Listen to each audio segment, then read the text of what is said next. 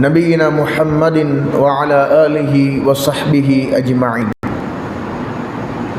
يا أيها الذين آمنوا اتقوا الله حق تقاته ولا تموتن إلا وأنتم مسلمون. يا أيها الناس اتقوا ربكم الذي خلقكم من نفس واحدة وخلق منها زوجها وبث منهما رجالا كثيرا ونساء واتقوا الله الذي تساءلون به والأرحام إن الله كان عليكم رقيبا. أما بعد فإن أصدق الحديث كتاب الله وأحسن الهدي هدي محمد صلى الله عليه وسلم وشر الأمور محدثاتها وكل محدثة بدعة وكل بدعة ضلالة وكل ضلالة في النار. எல்லா புகழும் எல்லாம் வல்ல அல்லாஹ்வுக்கு சுப்ஹானஹு வ தஆலாவுக்கே. சலாமும் சலவாத்தும் இறுதி தூதர் எம் பெருமானார் நபிகள் நாயகம் ஸல்லல்லாஹு அலைஹி வஸல்லம் மன்னவர்கள் மீதிலும் அன்னாருடைய வாழ்க்கை வழிமுறைகளை தங்களுடைய வாழ்வியல் அடிநெறிகளாய் எடுத்து பின்பற்றி நடந்த உத்தம சஹாபாக்கள், தொடர்ந்தவர்கள், துயர்ந்தவர்கள், இன்ஷா அல்லாஹ் இந்த உலக முடிவு நாள் வரும் வரைக்கும் அன்னாரின் அடிச்சுவட்டிலேயே வாழ்ந்து மடிகின்ற எல்லா உறவுகள் மீதிலும் அல்லாஹுடைய அன்பும் கருணையும் என்றென்றும் மலரட்டும் என்கிற ஒரு உன்னதமான பிரார்த்தனையை உரையின் ஆரம்பத்திலேயே அல்லாஹ்விடத்திலே பிரார்த்தித்து கொண்டவனாய், கண்ணியத்துக்குரிய சகோதரர்களே, மனிதன் என்ற அடிப்படையில் நமக்கென்று வேலை பளுக்கள் இருந்தாலும் அல்லாஹ்வுடைய மார்க்கம் அது பேசப்படுகிறது என்ற ஒரே நோக்கத்திற்காக வேண்டி அத்தனை வேலைப்பொருட்களையும் ஓரம் வைத்துவிட்டு இந்த உன்னதமான சன்னிதானத்தை நாம் எல்லாம் அடைந்திருக்கிறோம். அல்லாஹ் தஆலா எனக்கும் உங்களுக்கும் செய்த ஒரு மிகப்பெரிய அருள் பாக்கியம் என்பதை நாங்கள் முதன்மையாக உணர்ந்து கொள்ள கடமைப்பட்டிருக்கிறோம். கண்ணியத்துக்குரிய சகோதரர்களே, உண்மையில்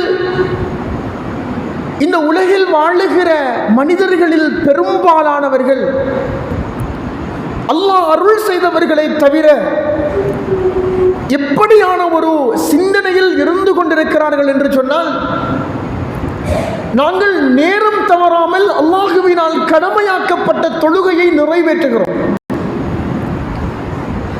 ஜக்காத்து கடமையாக இருந்தால் அந்த ஜக்காத்தில் குறையில்லாமல் நிறைவாகவே அதனை நிறைவேற்றி விடுகிறோம். தான தர்மங்களை அடிக்கடி செய்கிறோம்.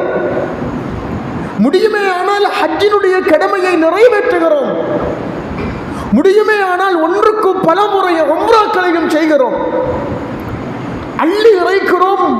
அடுத்த உறவுகளோடு நல்ல முறையில் நடக்கிறோம். நான் பெர்ஃபெக்டா லேசா ஸ்வர்க்கம் போயிடுவேன் என்கிற ஒரு நோக்கத்திலும் சிந்தனையிலும் இந்த பூமியில் வாழ்ந்து கொண்டிருக்கிற ஒரு நிலையை நாங்கள் பார்க்கிறோம். நம்ம செய்யக்கூடிய அமல்கள், அந்த அமல்களை பயன்படுத்தி நான் இலகுவாகவே சுவர்க்கத்திற்குள் சென்று விடுவேன் என்கிற அந்த சுவர்க்கவாதி என்று சொல்லுகிற அந்த முத்திரையில் நாம் எல்லாம் வாழ்ந்து கொண்டிருக்கிறோம். நம்மில் பலரினுடைய நிலைப்பாடு இப்படித்தான் இருக்குது.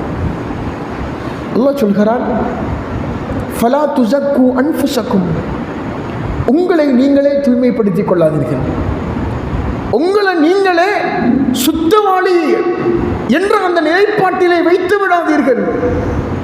ஏனென்றால் பலில்லாஹு அஅலமு பிமன் இத்தகா, யார் அல்லாஹுவை பயந்து நடக்குகிறார் என்கிற செய்தியை, அவனை படைத்த அல்லாஹுவே மிக நன்கறிந்தவன் என்கிற செய்தியையும் அல்லாஹ்வுடைய திருமறை குர்ஆன் சொல்லி காட்டுகிறது.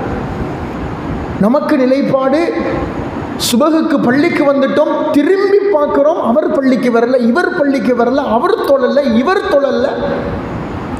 இப்படிப்பட்ட சிந்தனையில் இதையெல்லாம் பார்க்கிற நேரம் தன்னை ஒரு மிகப்பெரிய சுவர்க்கவாதி என்கிற நிலை தன்னை அறியாமலேயே பலருடைய உள்ளத்தில் வந்துவிட்டது.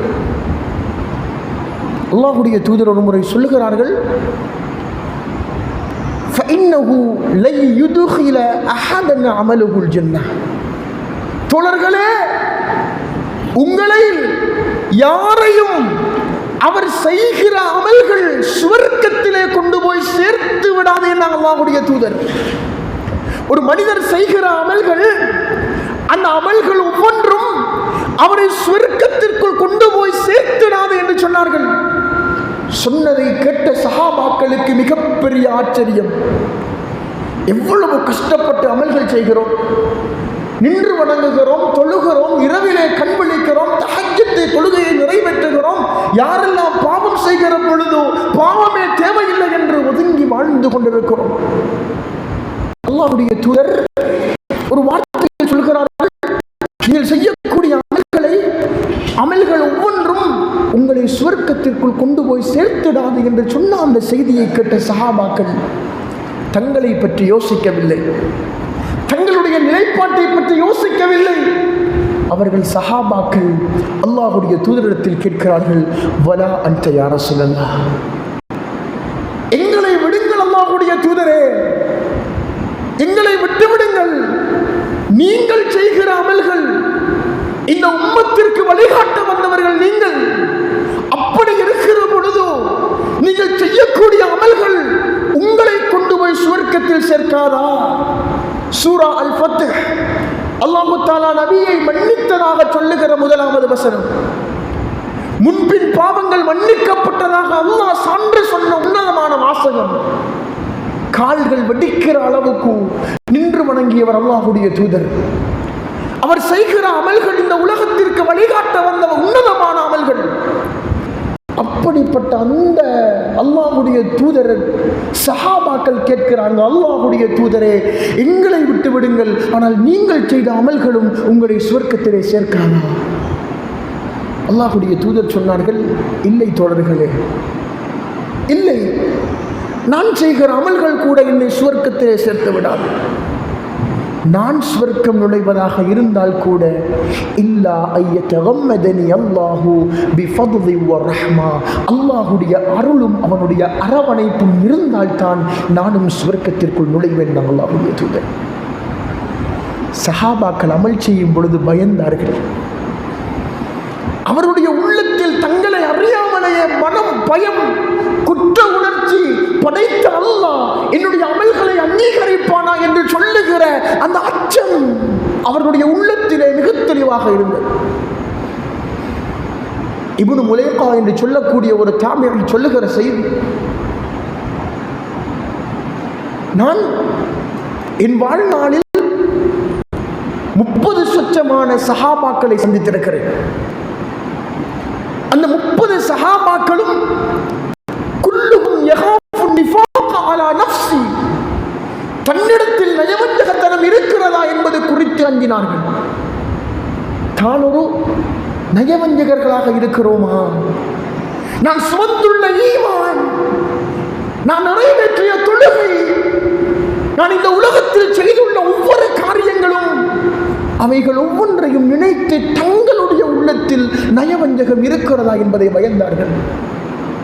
அவர்களில் யாருமே தங்களுடைய ஈமானை ஒரு பெரிய லெவல்ல வச்சு பார்க்கல. அவர்களில் யாருமே அவர்களுடைய ஈமான் மலக்குமார்களுடைய ஈமானை போல, ஜிப்ரீல் அலைஹிஸ்ஸலாம் அவருடைய ஈமானை போல, மீகாயில் அலைஹிஸ்ஸலாம் அவருடைய ஈமானை போல அவருடைய ஈமான் இருக்கிறது என்று அவர்களில் யாருமே சொன்னது கிடையாது. அல்லாஹு அக்பர். அவர்கள் ஒவ்வொரு விடுத்தமும், அஞ்சியதும், பயந்து நடந்ததும் தங்களுடைய உள்ளத்தில் நயவஞ்சகம் என்று சொல்லுகிற இரட்டைத்தனமான செயல்பாடு உள்ளத்தில் வந்துவிட்டதா என்றுதான் அவர்கள் அதிகமாக பயப்பட்டார்கள். உங்களுக்கெல்லாம் தெரியுமா, ஹன்தலா ரலியல்லாஹு அன்ஹு அவர்கள், அல்லாஹ்வுடைய தூதர் அவருடைய மரண தருவாயில், அவர் மரணித்ததற்கு பின்னாடி யுத்த காலத்திலே அவர் மரணிக்கிறார். அல்லாஹ்வுடைய தூதர் சொன்னார்கள், فإن صاحبكم حنظلة يغسلهم الملائكة. அல்லாஹ் அக்பர். உங்களில் தோழராகிய ஹன்தலாவை வானவர்கள் குளிப்பாட்டிக் கொண்டிருக்கிறார்கள் என்கிற செய்தியை சொன்னார்கள். அப்படிப்பட்ட ஒரு மனிதர் ஒரு முறை ஓடி வருகிறார்கள் பாதையினால். அவர் இடுகிற சத்தங்கள் நாஃபக ஹன்பலா, ஹன்பலா முனாஃபிக் ஆகிவிட்டார் என்று சொல்லுகிற சத்தம். அந்த சத்தம் ஹன்பலா முனாஃபிக் ஆகிவிட்டார், ஹன்பலா நயவஞ்சகராகிவிட்டார், ஹன்பலா முனாஃபிக் ஆகிவிட்டார் என்று சொல்லுகிற அந்த கோஷ குரலோடு பாதையிலே ஓடி வருகிறார். அபூபக்கர் சித்தீக் ரலியல்லாஹு அன்ஹு அவர்கள் இடைநடுவிலே சந்திக்கிறார். என்ன சொல்லுகிறீர்கள் ஹன்பலா, நீங்கள் முனாஃபிக் ஆகிவிட்டீர்கள் என்ற பெரும் வார்த்தையை சொல்லிக் கொண்டு வருகிறீர்களே, என்ன காரணம்? அவர் சொல்கிறார், நான் அல்லாஹ்வுடைய தூதரோடு இருக்கிறேன், அல்லாஹ்வுடைய தூதரின் சபையை சந்திக்குகிறேன். அந்த சபையில் இருக்கிற பொழுதெல்லாம் அல்லாஹ்வுடைய தூதர் மறுமையை பற்றி, மஹ்ஷரை பற்றி, சொர்க்கத்தை பற்றி, இந்த உலக வாழ்வினுடைய யதார்த்தம் குறித்து எனக்கு சொல்லுகிற பொழுதெல்லாம் என்னுடைய ஈமான் உயர்ந்து கொண்டே செல்கிறது. அதுவே நான் என்னுடைய வீடு, என்னுடைய பிள்ளைகள், என்னுடைய மக்கள் என்று வருகிற பொழுது, என்னுடைய தொழில் என்று வருகிற பொழுது என்னுடைய ஈமான் சடுதியாக குறைந்து கொண்டு போவது போல எண்ணம் தோன்றுகிறது. சொல்லுங்கள் அபூபக்கரே, இப்படிப்பட்ட ஒரு நிலை அல்லாஹ்வுடைய தூதரோடு இருக்கிற பொழுது ஈமான் கூடுவதும், அல்லாஹ்வுடைய தூதரின் சபையை விட்டு வருகிற பொழுது ஈமான் குறைந்து கொண்டு போவதும் இரட்டைத்தனமான ஈமானிய நம்பிக்கை போன்றில்லையா? அதனால் தான் நான் நாஃபக ஹன்பலா, ஹன்பலா முனாஃபிக் ஆகிவிட்டார், ஹன்பலா முனாஃபிக் ஆகிவிட்டார், ஹன்பலா முனாஃபிக் ஆகிவிட்டார் என்று கொண்டு வந்தேன் என்று சொன்ன நேரம் அபூபக்கர் சித்தீக் ரலியல்லாஹு அன்ஹு அவர்கள் என்ன சொல்லி இருப்பார்கள் என்று நினைக்கிறீர்கள்? என்ன சொல்லி இருப்பார்கள் என்று நினைக்கிறீர்கள்? ஒரு மனுஷன் ஒரு தப்பு செஞ்சிட்டோம், தவறு செஞ்சிட்டோம் என்று வந்து சொல்கிற பொழுது, நீ தப்பு தவறு செய்கிறாய், ஆனால் நான் அப்படி இல்லை தெரியுமா, நான் பர்ஃபெக்டாக இருப்பேன். இதான் நம்மள பலருடைய நிலைப்பாடு. அவர் என்ன சொன்னார் தெரியுமா?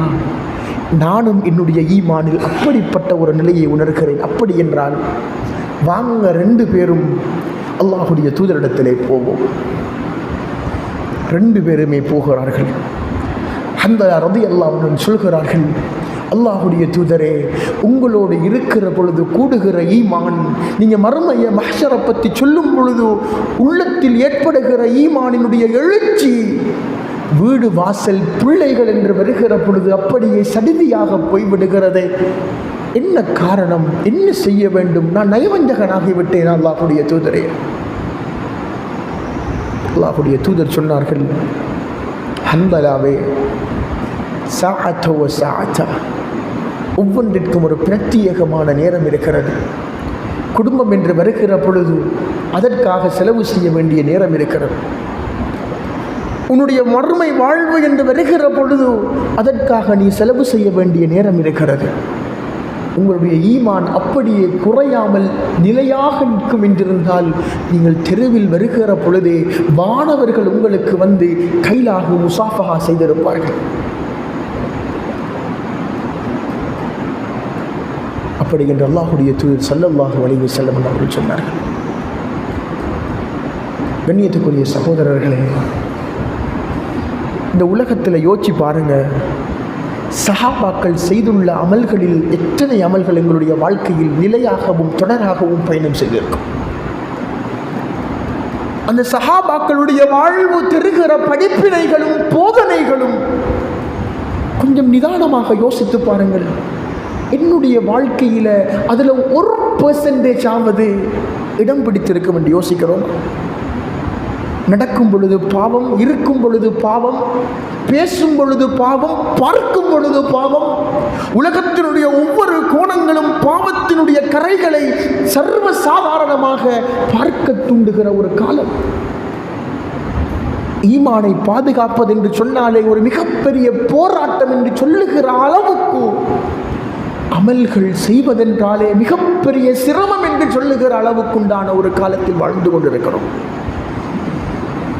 அல்லாஹ்வுடைய தூதர் சஹாபாக்கள் குறித்து சொல்லும் பொழுதோ, என்னுடைய தோழர்கள் இந்த ஒரு கையளவு செய்கிற தர்மம் கூட நீங்கள் செய்கிற உஹது மலைக்கு சொந்தமான செய்கிற அந்த தர்மத்திற்கு கூட ஈக்குவல் ஆகாதுன்னாங்க அல்லாஹ்வுடைய தூதர். அவங்க அவ்வளவு கஷ்டப்பட்டார்கள். அந்த சஹாபாக்களே தன்னுடைய என்னுடைய வாழ்வில் நயவஞ்சகத்தனம் வந்து விட்டதா என்று எண்ணுகிற பொழுது நானும் நீங்களும் சர்வசாதாரணமாக நடந்து கொள்கிறோம் என்று சொன்னால், கண்ணியமான சகோதரர்களே, எந்த அளவு தூரம் நானும் நீங்களும் சிந்திக்க கடமைப்பட்டிருக்கிறோம். உங்களுக்கெல்லாம் தெரியுமா, அபூ ஹுரைரா ரலியல்லாஹு அன்ஹு அவர்கள் என்று சொல்லுகிற ஒரு பேர், அபூ ஹுரைரா என்று சொல்லுகிற ஒரு நபித்தோழரின் வாழ்வு. ஹதீஸ் கிதாபுகள் இருந்தால், புத்தகங்கள் இருந்தால், தமிழிலே மொழிபெயர்க்கப்பட்ட சஹீஹுல் புகாரி, முஸ்லிம் இருந்தால், நேரம் கிடைத்தால் கொஞ்சம் புரட்டி பாருங்கள். பக்கங்களில் பெரும்பாலான பக்கங்கள் அறிவிப்பு செய்யப்பட்ட ஹதீஸுகளில் மிக பிரதானமான ஹதீஸுகள் தொழுகை என்று சொல்லுகிற பாடத்தை புரட்டினால், நோன்பு என்று சொல்லுகிற பாடத்தை புரட்டினால், தலாக் என்று சொல்லுகிற, நிக்காஹ் என்று சொல்லுகிற, பை என்று வியாபாரம் என்று சொல்லுகிற பாடங்களை நீங்கள் புரட்டினால், அந்த பாடங்களில் இருக்கக்கூடிய ஹதீஸுகள் எல்லாம் அறிவிப்பு செய்தவரில் பெரும்பாலான ஹதீஸுகளை அறிவிப்பு செய்தவர் தான் அபூ ஹுரைரா ரலியல்லாஹு அன்ஹு அவர்கள். சஹாபாக்களுடைய காலத்திலேயே அவருக்கு ஒரு விமர்சனம். என்ன தெரியுமா? இவர் எந்த அளவுக்கு ஹதீஸுகளை அறிவிப்பு செய்கிறார், எவ்வளவோ ஹதீஸுகளை அறிவிப்பு செய்து கொண்டிருக்கிறார், இவருக்கு மாத்திரம் அது எப்படி சாத்தியம்? அவர் சொல்கிறார், என் தோழர்கள், என்னோடு இருக்கக்கூடிய நண்பர்கள் எல்லாம் தெருக்களிலும் தொழில்களிலும் இருக்கிற பொழுதோ அல்லாஹுடைய தூதருக்கு பக்கத்தால் உட்கார்ந்து கொண்டு அல்லாஹுடைய தூதர் ஸல்லல்லாஹு அலைஹி வஸல்லம் அவரிடத்திலே இருந்து ஹதீஸுகளை கேட்டு கேட்டு மனனமிட்டு அறிவை மறைக்கக்கூடாது என்ற காரணத்தினால் தெளிவாக இந்த சமூகத்திற்கு எடுத்துரைக்கிறேன். தெளிவாக இந்த சமூகத்திற்கு நான் சொல்லிக் கொண்டிருக்கிறேன். இன்று சஹாபாக்களுடைய காலத்திலேயே விமர்சனம் வருகிற அளவுக்குண்டான ஒரு நபித்தோழர் அந்த நபித்தோழர். நீங்க பாருங்க, அவருடைய மரண தருவாய் கண்ணியமானவர்களே, மரண தருவாய். பிள்ளைகள் எல்லாம் அவரை சுற்றி இருக்குது, வளர்ச்சி அவருடைய பிள்ளைகள் இருக்குது. அப்படிப்பட்ட ஒரு சந்தர்ப்பத்தில் தேம்பி அழுகிறார், ரொம்ப பயங்கரமாக அழுகிறார், அதிகமான கண்ணீர் புள்ள கேட்குது, என் பாசமான தந்தையே, நீங்க ஏன் அழுவுறீங்க? எதுக்காக நீங்க அழுவுறீங்க? அல்லாஹ்வுடைய தூதரோடு வாழ்ந்த ஒரு நபித்தோழர் அல்லவா நீங்கள்? அல்லாஹ்வுடைய தூதரின் நன்மாராயணம் பெற்ற ஒரு நபித்தோழர் அல்லவா? ஏன் அழுவுறீங்க? அந்த பிள்ளைக்கு அந்த தந்தை சொல்லுகிற வார்த்தை, கடைசி வார்த்தை, என்னையும் உங்களையும் ஈமானின் அடித்தளத்திலிருந்து சிந்திக்க தூண்ட வைக்கக்கூடிய வார்த்தைகள். என்ன தெரியுமா சொன்னார்? மகனே, நான் இந்த உலகத்தை விட்டும் பிரிய போகிறேன், நான் மரணிக்கப் போகிறேன். நான் மரணித்தால் நான் இந்த பிரயாணத்திற்காக வேண்டி நான் எதை சேர்த்து வைத்திருக்கிறேன்? நான் பிரயாணம் செய்ய வேண்டிய தூரமோ சஃபரி, மிக நீண்ட தூரம் பயணம் செய்ய வேண்டும். அந்த பிரயாணத்திற்கான கட்டுச்சாதனங்களோ அது ரொம்ப குறைவானதாகத்தான் இருக்குது. சொல்லுங்கள், பிரயாணத்திற்கான கட்டுச்சாதனம், மறுமையை நோக்கி நான் பயணம் செய்ய போகிறேன், அது ஒரு மிக நீண்ட பிரயாணம். இந்த பிரயாணத்திற்கான கட்டுச்சாதனம் நாம் பிரயாண பொருட்கள் என்று சொல்லுவோமே, அந்த பொருட்களோ மிக குறைவானதாகத்தான் இருக்கிறது. அவர் என்ன சொல்ல வரார்? நான் இந்த உலகத்தில் செய்த அமல்கள் எல்லாம் அல்லாஹுவை நான் சந்திக்க போகிறேன் என்று சொல்லுகிற பொழுது அதுக்கு எனக்கு போதாமையாக தெரிகிறது. நமக்கெல்லாம் ஒரு சுபகு ஜமாத்து மிஸ் ஆகாம தொழுவிட்டால் நமக்கு சொர்க்கம். தஸ்பீ செஞ்சிட்டா, அடிக்கடி திக்ர் ஓதிட்டா பியூர் சொர்க்கம். விசாரணை இல்லாமல் டைரக்டா நான் சொர்க்கத்துக்கு போயிடுவேன். அப்படியா? இந்த சஹாபாக்களுடைய வாழ்வு எனக்கும் உங்களுக்கும் எதை சொல்லுது? அந்த அமல்கள் விடயத்தில் அவர்கள் பயந்தார்கள், பயந்து நடந்தார்கள். இந்த உம்மத்தை அவ்வளவு தேவலைங்க. இந்த உம்மத்து, முஸ்லிம் உம்மத்தை அல்லாஹ்வுடைய தூதருக்கு பின்னாடி ஆட்சி பொறுப்பை ஏற்றவர் அபூபக்கர் சித்திக் ரலியல்லாஹு அன்ஹு அவர்கள். அதற்கு பின்னாடி ஆட்சி பொறுப்பை எடுத்துக்கொண்டவர், ஆட்சி பொறுப்பை ஏற்றுக்கொண்டவர் உமர் ரலியல்லாஹு அன்ஹு அவர்கள், ஆட்சி செய்தவர். அமீருல் முஃமினீன் உமர் இப்னு கத்தாப் ரலியல்லாஹு அன்ஹு அவர்கள் என்று நாங்கள் கம்பீரமாக சொல்லுவோம். அல்லாஹ்வுடைய தூதர் உமர் ரலியல்லாஹு அன்ஹு அவர்களை பற்றி சொல்லும் பொழுது 10 சஹாபாக்களை சுவர்க்கவாதிகள் என்று சொல்லுகிற அந்த லிஸ்டில் 2வது இடத்துல சொல்றாங்க, அபூபக்கர் ஃபில் ஜன்னா வ உமர் ஃபில் ஜன்னா. உமர் சொர்க்கவாதி என்றாங்க. நடமாடும் ஒரு சொர்க்கவாதி. அல்லாஹ்வுடைய தூதர் ஸல்லல்லாஹு அலைஹி வஸல்லம் அவர்கள் அவருக்கு செய்த வாக்கு நடமாடும் ஒரு சொர்க்கவாதி. ஆனா அவர் அல்லாஹ்வுடைய தூதரின் மரணத்திற்கு பின்னாடி ஹுதைஃபத்துல் யமான் என்று சொல்லுகிற நபித்தோழரிடத்திலே வருகிறார். ஏன் வராது? அல்லாஹ்வுடைய தூதர் உயிரோடு இருக்கிற பொழுதே அல்லாஹு தஆலா யாரெல்லாம் நயவஞ்சகர்கள் என்று சொல்லுகிற அந்த பட்டியலை கொடுத்து விட்டார். யார் யாரு உங்களோட உம்மத்தில் நயவஞ்சகர்களாக இருக்கிறாங்க, இஸ்லாத்தை போல வெளியில காட்டிட்டு அதுக்கு எதிராக செயற்படுகிறவர்கள் யாரு அப்படிங்கிற செய்தியை அல்லாஹ்வுடைய தூதருக்கு அல்லாஹு தஆலா கொடுத்துட்டார். பேர் லிஸ்ட் இருக்குது. நம்பிக்கைக்கு தக்க மிக உன்னதமான ஒரு நபி தோழர் ஹுதைஃபத்துல் யமான் ரலியல்லாஹு அன்ஹு அவர்கள் ரசூலுல்லாஹ் கொடுத்துட்டாங்க. அவர் வாராரு, வந்து அவர்கிட்ட கேட்குறாரு, அந்த பேர் லிஸ்ட் இருக்குல்லவா, அந்த பேர் லிஸ்ட்டை கொஞ்சம் தாங்க. அவர் சொல்றார், அல்லாஹ்வுடைய தூதர் எனக்கு அமானிதமாக ஒப்படைத்தது, அது என்னால் அதை தந்திட முடியாது. அப்படியா?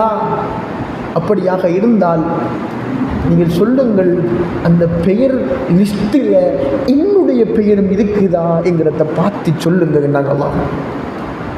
அந்த மனிதர் சொல்றாரு, உமர் இப்னு கத்தாப் ரலியல்லாஹு அன்ஹு அவர்கள் சொல்றாரு, என்னுடைய பெயர் அல்லாஹு தஆலா நயவஞ்சகர்கள் யார் என்று அறிமுகம் செய்த அந்த பட்டியலில் என்னுடைய பெயரும் இருக்கிறதா என்பதை கொஞ்சம் பாருங்கள் என்று சொன்னார்கள்.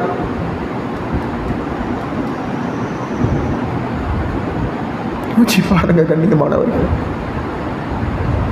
பாருங்க அந்த சஹாபாக்களுடைய வாழ்க்கையை எப்படி அவங்களுடைய நிலைப்பாடு இருந்தா, நம்ம மௌத்தானா என்ன நடக்கும், நான் இந்த நிலைமையில் மரணித்து விட்டால் என்னுடைய நிலை எப்படி இருக்கும் என்ற உணர்வுக்காக வேண்டி அவர்கள் இந்த உலகத்தில் பாடாய் உழைத்தார்கள். எங்களுக்கு என்னங்க கஷ்டம்? சாப்பிட்றதுக்கு 3 வேளைக்கு 5 வேளை சாப்பிட முடியுது, நல்லா தூங்குறதுக்கு நேரம் இருக்குது, சந்தோஷமா குடும்பங்களோடு சேர்ந்திருப்பதற்கு நேரம் இருக்குது, எல்லாத்துக்குமே நேரம் இருக்குது, எல்லாத்துக்குமே செயற்பாடு இருக்குது. அப்படி இருக்கும் பொழுது எந்த பிரச்சனையும் இல்லையே. இன்னைக்கு நிறைய பேருடைய நிலைப்பாடு. அல்லாஹு தஆலா சூரா முஃமின் என்று சொல்லுகிற அத்தியாயத்தின் 60வது வசனத்தில் அல்லாஹ் சொல்கிறார், மூமின்கள் யார் என்று சொல்லுகிற பட்டியல் அது. அல்லாஹ் சொல்கிறான், வல்லதீன யுஅத்தூன பிமா ஆத்தௌ வகுலூபுஹும் வஜிலத்துன் அன்னஹும் இலா ரப்பிஹிம் ராஜிஊன். அவர்கள் கொடுக்க வேண்டியதை சரியான முறையிலே கொடுப்பார்கள். தர்மம், ஜக்காத்து அதை சரியான முறையில் நிறைவேற்றுவார்கள்.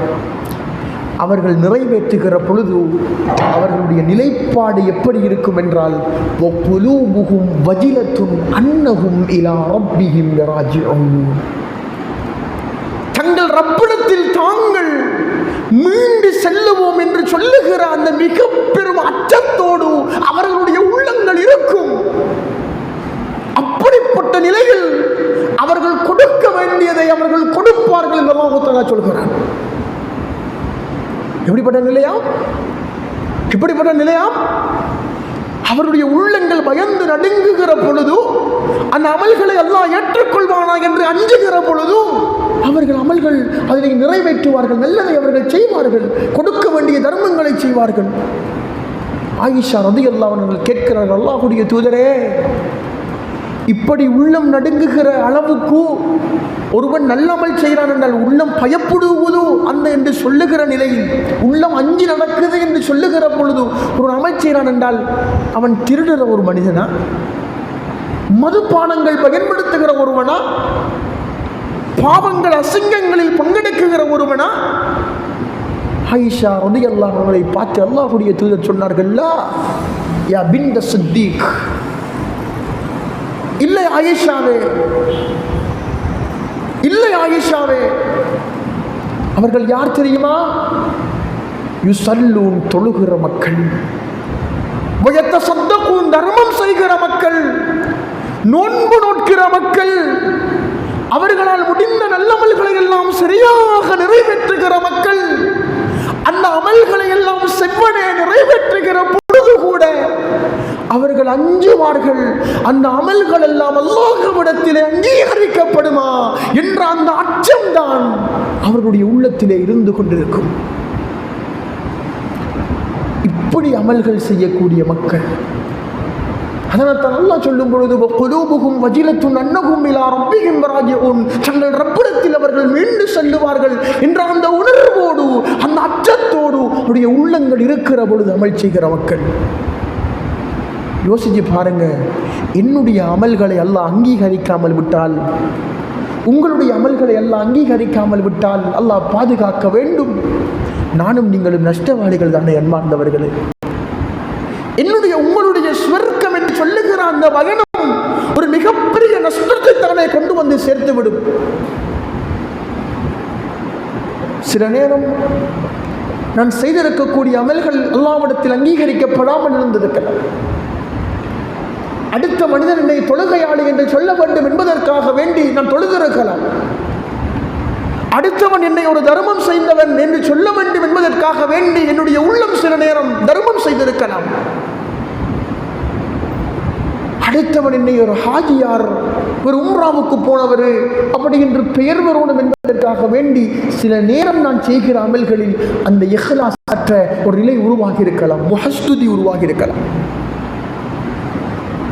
என்னுடைய அமலை அல்லாஹ் அங்கீகரிக்காமல் போன இந்த நிலையில் நான் மரணித்து விட்டால் நாளை மறுமையில் அல்லாஹ் தஆலா 3 சாராரை அல்லாஹ் விசாரிக்கிற பொழுது அல்லாஹ்வுடைய தூதர் சொல்லுகிற செய்தி, முஸ்லிமிலே பதிவு செய்யப்பட்ட செய்தி.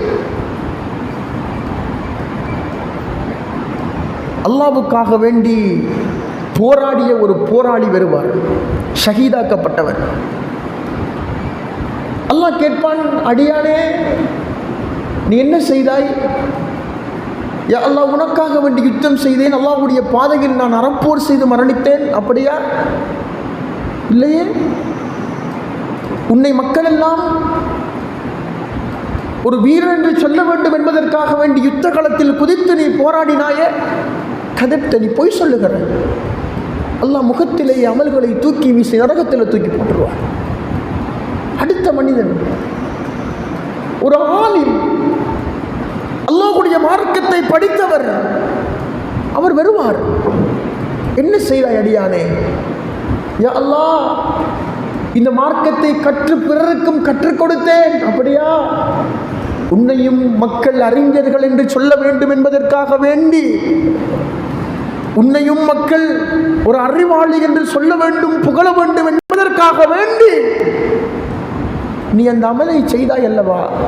கதப்த, நீ பொய் சொல்லுகிறாய், நீ பொய் சொல்லுகிறாய். அல்லாஹ் தஆலா அந்த மனிதனை எப்படி நரகத்தில் தூக்கி போட்டுருவான், அமல்கள் தூக்கி எறியப்படும்.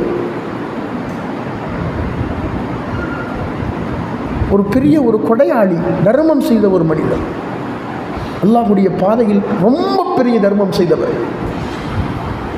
அந்த மனிதர் அல்லாஹ்வுக்கு முன்னிலையில் கொண்டு வந்து விசாரிக்கப்படுகிற பொழுது அல்லாஹ் தஆலா கேட்பான், நீ ஒரு பெரும் அந்தஸ்தில் தர்மம் செய்தவன், நீ என்ன செய்தாய்? உனக்கு சொத்து தந்திருந்தது, என்ன செய்தாய்? அந்த அடியான் சொல்லுவான், யா அல்லாஹ், நான் தர்மம் செய்தேன். யா அல்லாஹ், அல்லாஹ்வுடைய பாதையில், உன்னுடைய பாதையில் நான் தர்மம் செய்தேன். அப்படியா? மக்கள் எல்லாம் உன்னையும் ஒரு ஜவாத், கொடையாளன் என்று சொல்ல வேண்டும் என்பதற்காக வேண்டி நீ செய்தாய். கதப்த, நீ போய் சொல்லுகிறாய் என்று அல்லாஹ் சொல்லி முகத்திலேயே அந்த அமல்கள் தூக்கி வீசப்பட்டு நரகத்திலே அவன் நுழைவான். அல்லாஹ்வுடைய தூதர் தூக்கி போட்டுவான். அல்லாஹு தஆலா ஃபத்துரிஹ ஃபின்னார், நரகத்தில் அவர் தூக்கி வீசப்படுவான். அல்லாஹ்வுடைய தூதர். எனவே கண்ணியமான சகோதரர்களே, அடிக்கு ஒரு முறை அல்லாஹ்விடத்தில் பிரார்த்தனை செய்ய வேண்டும். யா அல்லாஹ், உன்னுடைய அருளும் அன்பும் இல்லை என்று சொன்னால் என்னால் இந்த நல்ல அமல்களை கூட செய்ய முடியாது. அல்லாஹ் எனக்கு ஒரு வாய்ப்பு தாரான் என்று சொன்னால் தொழுகுறத்துக்கு அடுத்தவன் தொழாமல் பள்ளிக்கு வராமல் எங்கோ ஒரு மூலையில் உட்கார்ந்து கொண்டு அந்த இடத்திலே இருந்து கொண்டு அரட்டை அடித்து கொண்டு அடுத்தவனினுடைய மானத்தையும் அடுத்தவனுடைய செயற்பாடுகளையும் அசிங்கப்படுத்தி கொண்டு இருக்கிற பொழுது, பட்டிக்கு கொடுக்கிற பொழுது, அசிங்கமான பாவங்களை செய்கிற பொழுது, போதை வஸ்துக்களோடு தொடர்பு பட்டு இருக்கிற பொழுது அல்லாஹ் அதையெல்லாம் தவறு என்று என்னுடைய உள்ளத்தில் உதிக்கச் செய்கிற அந்த நேரான பாதையெல்லாம் காட்டினானே, அதை போல ஒரு கண்ணியம் இந்த உலகத்தில் ஒரு எதற்கும் கிடையாது. நம்ம அமல் செய்கிறோம் என்றால் அல்லாஹ் எனக்கு செய்த ஒரு மிகப்பெரிய பாக்கியம் என்பதை புரிந்து அல்லாஹ்விடத்தில் பிரார்த்தனை செய்யணும். யா அல்லாஹ், நான் செய்கிற அமல்களை நீ அங்கீகரிக்க வேண்டும். நான் சில நேரம் பாவம் செய்திருக்கலாம், சில நேரம் அடுத்தவர்களுக்காக வேண்டி செய்திருக்கலாம், உன்னுடைய திருமுகம் இல்லாமல் நான் செய்திருக்கலாம். யா அல்லாஹ், இந்த அமல்களை நான் உனக்காக செய்கிறேன், இந்த செயற்பாடுகளை உனக்காக செய்கிறேன், யாருடைய புகழ்ச்சிக்காக வேண்டியும் அல்ல.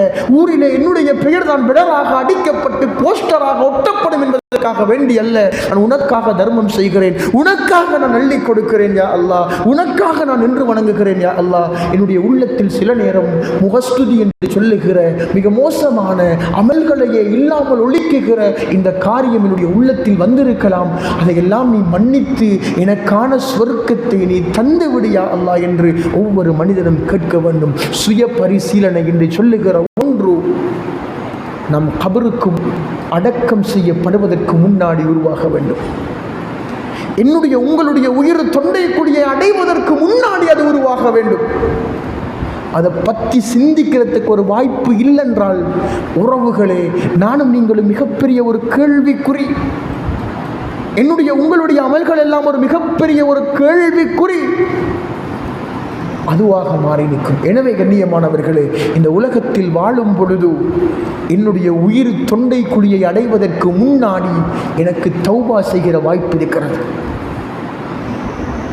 அடுத்தவனுக்கு நான் நல்லவனாக இருக்கணும், அடுத்தவனுக்கு முன்னாடி நான் ஒரு நோம்பாளியை போல, தொழுகையாளியை போல, ஜக்காத்து சதக்கா செய்கிறவனை போல, அல்லது ஒரு தொழுகையை தொழுதுவிட்டு திரும்பினால் அடுத்தவன் இல்லையே, அவன் இல்லையே, இவன் இல்லையே என்று சொல்லிக்கொண்டு என்னை நான் சந்தோஷப்படுத்தி கொண்டு இருப்பதில் அல்ல திருப்தி என்பது. திருப்தி என்பது என்னையும் உங்களையும் படைத்த அந்த அல்லாஹுவை திருப்திப்படுத்துவதில் இருக்கிறது. எனவே அதற்குண்டான அமல்களை செய்து கொண்டு அதை சுய பரிசீலனையாக எடுத்துக்கொண்டு என்னுடைய வாழ்க்கையில் நான் தூங்குகிற பொழுது நான் செய்த அமல்களில் நல்லது என்ன, கெட்டது என்ன, அடுத்தவனை காயப்படுத்திய அமல்கள் உண்டா, அல்லது அடுத்தவனுக்காக செய்த அமல்கள் உண்டா, அல்லது அல்லாஹ்வுக்காக செய்த நல்ல அமல்கள் உண்டா, அந்த தராசை வைத்து கொஞ்சம் நிறுத்து பார்த்தால் என்னுடைய நிலை எனக்கு தெரிய வரும். நான் எந்த இடத்தில் பங்குருத்துக்காரனாக ஒரு நஷ்டப்பட்டவனாக இருக்கிறேன் என்கிற செய்தி எனக்கு புரிய வரும். எனவே அந்த அடிப்படையில் அமல் செய்வோம். எல்லாம் வல்ல அல்லாஹ்வுக்கு சுப்ஹானஹு வ தஆலா நாம் செய்கிற ஒவ்வொரு நல்ல அமல்களையும் மிகச்சிறந்த அடிப்படையில் பொருந்தி கொண்டு நடக்க அருள் செய்வானாக. வ ஆகிரு தஅவானா அனில் ஹம்துலில்லாஹி ரப்பில் ஆலமீன். சுப்ஹானக்கல்லாஹும்ம வ பிஹம்திக அஷ்ஹது அன் லா இலாஹா இல்லா அன்த அஸ்தக்ஃபிருக வ அத்தூபு இலைக்.